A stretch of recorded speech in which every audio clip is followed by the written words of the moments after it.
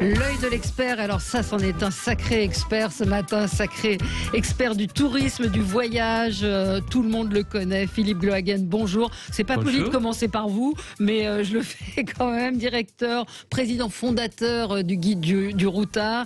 Claire Léost, bonjour. Vous êtes présidente de CMI France, c'est la société qui édite ce tout nouveau magazine, le Routard Magazine, nouveau, numéro 1. Philippe Glohagen, on connaissait les guides, et bien maintenant on va découvrir le magazine La France qu'on aime, nos bons plans loin des foules, tout un dossier sur la Bretagne. On va revenir sur le détail du magazine, mais cette idée, c'est vous qui l'avez eue ou c'est Pas du tout, c'est Claire. C'est Claire qui nous a contactés il y a quelques mois et qui avait envie, dans son groupe déjà important...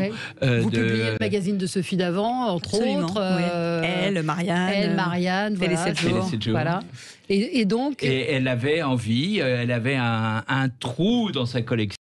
C'était un manque de magazines de tourisme et étant bretonne comme moi, on avait quelques liens pour rentrer en contact et imaginer quelque chose qui est très différent en fait très différent. Des guides du routard, même si c'est la même équipe, c'est que des rédacteurs du Guide du Routard qui sont à la plume, mais il y a un angle différent. En gros, si vous voulez... il y a des interviews, il y a Jean Le Cam dans ce numéro.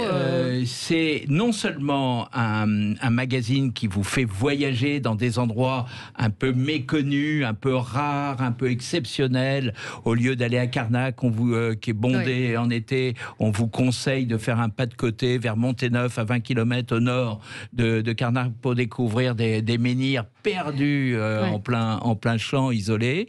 Et ça, c'est le propre du guide du routard. Et tel des fleurs, on a demandé à notre équipe de picorer le meilleur du meilleur. Et on les met en valeur avec une maquette magnifique, de très belles photos pour donner envie. Mais vous avez non seulement la Bretagne, vous avez le Pays Basque, qu'on découvre. J'ai découvert ça, le musée Robert Tatin, qui est un truc incroyable. Ça fait penser un peu au palais du facteur Cheval, en pleine campagne mayonnaise. C'est un site extérieur, complètement fou. Peu de gens connaissent. Dans le Midi, on a l'étang de Thau, qui est pas si connu d'ailleurs des gens du Sud-Ouest, et on les prend par la main en sélectionnant le meilleur du meilleur. Mais c'est aussi un magazine d'art de vivre. On donne... Il y a toujours les adresses, les hôtels, les restaurants, quand ils seront ouverts. On fait non seulement l'interview de Jean Le Cam, ce grand navigateur breton, mais il y a aussi comment ouvrir des chambres d'hôtes si vous en avez marre de travailler à Sud Radio. Pourquoi pas. Et donc, c'est quelques petites pistes amicales qui donnent des réflexions pour la vie d'après. Pour la vie d'après. Vous allez avoir du mal à remplacer une Claire Léost. C'est toujours fascinant de... Comment vous avez travaillé, vous, avec Philippe Glohagen? Vous lui avez dit, voilà, j'ai cette idée, ok, vas-y, ou vous avez... vous vous êtes impliqué aussi? En fait, notre idée, c'était vraiment de se dire qu'est-ce qu'on peut proposer aux lecteurs à la sortie de ce confinement qu'on a tous vécu depuis un an, de quoi on a envie. Et nous, on avait tous envie d'une chose, c'était d'ouvrir nos fenêtres, de voyager, d'aller à la rencontre des autres. Et donc, c'est vrai qu'on a appelé Philippe. Alors, l'équipe du Routard a eu une liberté totale pour la création du magazine. Ce qui était important pour nous, c'était d'amener des touches humaines, c'est-à-dire que ce ne soit pas un copier-coller des adresses du Routard. Ça, on voulait surtout pas faire un guide, on voulait faire un vrai magazine, donc incarné par des personnalités, par des Français qui ont des histoires incroyables. Il y a Jean-Pierre Pernaut, une interview de Jean-Pierre Pernaut également. Qui est un dieu des marchés de France. Les gens ne le savent pas. C'est un amoureux de la France, il l'a prouvé pendant 30 ans sur TF1. Mais là, dans son interview, il y a des réponses cachées de Pernaut. Moi, j'ai découvert Pernaut. Et Philippe Glohagen dit, quand on écrit un guide du routard, on met en route un bulldozer. C'est vrai que vous racontez d'ailleurs à la fin les secrets les galères du routard. Les galères du routard. Mais là, c'est différent de concevoir un magazine. Alors, on retrouve le ton, on retrouve l'expertise, mais c'est vrai qu'un magazine, c'est totalement différent parce qu'il faut intégrer des photos, des très belles photos. Il y a un sommaire qui est différent d'une table des matières pierres en livres, il faut de la variété, il faut des vieilles pierres, mais aussi des êtres humains, il faut du conseil et du rêve. Les hommes et les femmes qui font la France. Absolument. Puis des découvertes, par exemple l'Ardèche à Mobilette. Alors ça j'avoue que c'est Valérie, c'est incroyable. même On y va, Meudon, on part ensemble. On n'a pas ça. Oui, effectivement, vous êtes breton meudonnais. Voilà. Oui. On a découvert la seule agence de voyage qui fait des balades en mobilette bleue comme autrefois. Non, ça fourmille d'idées, d'adresses. Lascaux, moi j'ai redécouvert Lascaux. Le comparatif avec Chauvet, ça n'a jamais été fait. Ouais. Et c'était les mêmes populations qui ont fait les fresques, mais avec des différences incroyables. Et c'est l'origine, on explique que c'est l'origine des religions, et on y trouve l'origine de la vie en société. C'est une découverte fabuleuse. Ouais, et pourquoi la France? Enfin, c'était dû au confinement, exactement. J'imagine. C'était assez logique. On ne savait pas très bien où on en serait du point de vue sanitaire, si on aurait le droit de voyager. Donc on s'est dit, la France, c'est un pays magnifique. Mais ce ne sera pas que la France. Le magazine va s'ouvrir à d'autres destinations par la suite. Exactement. Et ce sera toujours thématique ou pas? Il y aura toujours un gros dossier qui sera le dossier du numéro, comme pour celui-ci la Bretagne. Mais après, on essaye d'avoir un équilibre régional, que toutes les régions soient représentées, et que même si on ne voyage pas, on puisse trouver pas très loin de chez soi une adresse ou un endroit à visiter. On a un auditeur qui nous dit: j'ai acheté à l'époque le premier guide du routard avec un cactus et un désert texan ou mexicain, je ne sais plus. Il réunissait des pays de toute la planète. Alors gardez-le précieusement. Il vaut 1500 € sur le Bon Coin. C'est vrai? Ouais. Dingue. Il y a eu des ventes aux enchères. Vous avez entendu? Il y a un mois à Bruxelles. Je vais vous donner un scoop, Valérie. Allez-y. Puisque vous travaillez à Sud Radio. Scoop pour Sud Radio. Notre numéro 2, c'est le Sud-Ouest. Et on a des choses à dire. Des choses à dire. Le numéro 2, ce sera 29 juillet. 29 juillet. Donc c'est un trimestriel. C'est un trimestriel ou un bimestriel? Parce que là, on a... trimestriel. Mai-juillet, d'accord. Voilà, un pour chaque saison. Et s'il y a une très forte demande et que les lecteurs sont au rendez-vous, évidemment, on peut accélérer et en faire davantage. Il a été tiré à combien? Alors, 120 000 exemplaires, premier tirage. Et évidemment, on est prêt. Les imprimeurs sont prêts à retirer si c'est un succès. Vous êtes optimiste? Oui, on a un très bon accueil. Et c'est vrai que ça correspond à une période où nous tous, on a tellement envie de sortir de chez nous et de voyager. Mais sur la presse, j'avoue que lundi, j'ai reçu la rédactrice en chef de Santidée qui ressort. Hier, j'avais Carl Zéro qui publie un nouveau magazine de faits divers.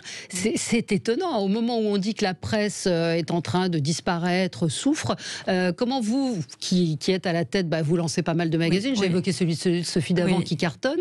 Il y a quoi? Il y a un nouveau marché avec justement des niches, des cibles. Alors, disons que ça reste un marché très dynamique, donc c'est un marché d'offres, et plus on lance, plus on va chercher des lecteurs. Et puis effectivement, il y a ce phénomène des magazines liés à des personnalités. Qui sont dans cette période où c'est compliqué de lancer un magazine parce qu'il faut des budgets énormes qu'on n'a pas forcément. Le fait de s'associer à une personnalité, ça permet tout de suite de comprendre où on est. Mais au-delà de ça, ça veut dire qu'il y a quand même toujours un intérêt pour le papier. C'est-à-dire qu'on a. Alors on va le trouver en numérique aussi ou pas? Oui, j'imagine. Oui, on peut tout à fait acheter le PDF, mais bon, c'est pas du tout la même expérience. C'est quand même un magazine qui a vocation à être lu. C'est un très beau magazine. C'est un beau magazine avec des très beaux papiers. Le routard a souffert, j'imagine, le guide pendant parce qu'on n'a pas pu voyager, donc on n'a pas acheté de guide. On n'a pas pu sortir de l'étranger, souvenez-vous. De France. Par contre, on a pu visiter la France, et la France qui faisait 35% de nos chiffres, on est monté pratiquement à 50% de nos ventes. Donc on a pu quand même tenir nos équipes, licencier personne, et puis là, ça y est. On ouvre. Vous avez là, dans 15 jours, la Grèce qui ouvre totalement. Il y a déjà des régions en Italie qui s'ouvrent. L'Espagne pratiquement s'ouvre, à part la Catalogne. Donc ça y est, on est au bout du tunnel. Enfin, la liberté. On va pouvoir retrouver avec prudence et gestes barrières. avec prudence, et n'oubliez pas de vous faire vacciner. Oui, vous êtes un pro comme beaucoup de gens pour la vaccination. Donc ça veut dire qu'il va y avoir des éditions du guide de routard 2021. Il y en a qui sortent tous les jours. De 160 guides habituellement, on en sort 127.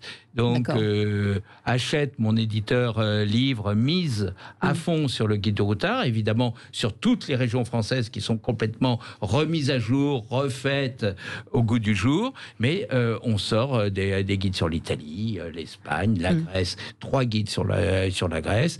Donc, les affaires reprennent et le bonheur de retrouver nos amis étrangers revient. Oui, j'espère qu'ils pourront également revenir. Donc, pour revenir au magazine, c'est vrai qu'il est très divers. Il y a énormément de régions de France qui sont évoquées. Vous avez parlé des menhirs, vous avez parlé de Lascaux. C'est vrai que la France est incroyablement riche en découvertes et les pas de côté, cher à notre ami Jean-François Réal, sortir des sentiers battus, ce magazine, c'est exactement ça. Ouais. C'est un libre choix. C'est-à-dire que un de mes collaborateurs qui connaît parfaitement une ville et les 150 restaurants, quand on lui demande d'en choisir 2 pour le magazine du Routard, c'est quand même pas loin d'être les 2 meilleurs. Ouais. Et c'est ça qu'on donne. C'est l'essence, c'est le goût.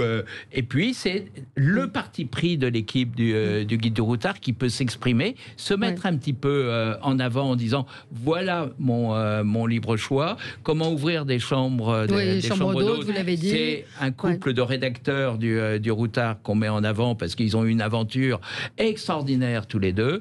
Et voilà, c'est plus incarné, c'est plus personnel. Il y a le portrait de Karine Depère. Moi, j'ai trouvé ça passionnant. Ancienne gardienne de refuge et libraire. Libraire en même temps. Voilà, libraire toute l'année et gardienne de refuge dans les Alpes. Et ça, Claire Léos, c'est effectivement la richesse du Routard, c'est-à-dire tous ces...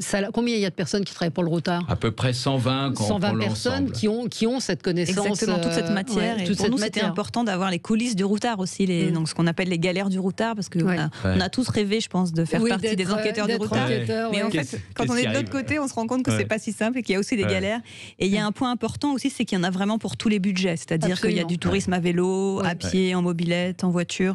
Donc c'était très important que chacun puisse trouver une formule adaptée. C'est-à-dire que famille, du troisième âge avec des enfants, le van dans le Pays Basque, c'est Gevins, notre secrétaire général, qui a fait cette enquête avec ses enfants. C'était génial. Là, vous avez les campings Utopia qui sont extraordinaires et fabuleux. On les met en exergue. Mais là, on les accompagne avec des photos sublimes. La mobilette, le van, c'est bien. C'est un retour aux sources. Hein. Et puis, ça se termine par écrivez-nous. Tous les ans, nous recevons plus de 25 000 courriers et mails. Nous lisons toutes les lettres. C'est écrit en majuscules pour nous envoyer vos tuyaux du Carbet ou d'ailleurs. Et il y a l'adresse du Routard. Vous en tenez compte, évidemment. Bien entendu. C'est la température. On n'a pas besoin de faire de grandes études de marketing. Nous, quand les lecteurs nous demandent quelque chose, on les suit. Ce sont nos ambassadeurs. Ce sont eux qui nous font vivre. Et donc, leur avis est fondamental pour la survie du Guide du Routard. Et donc, à lire la dernière page, Routard, quel métier? L'enquêteur était venu incognito, à mourir de rire. C'est signé Philippe Glohagen.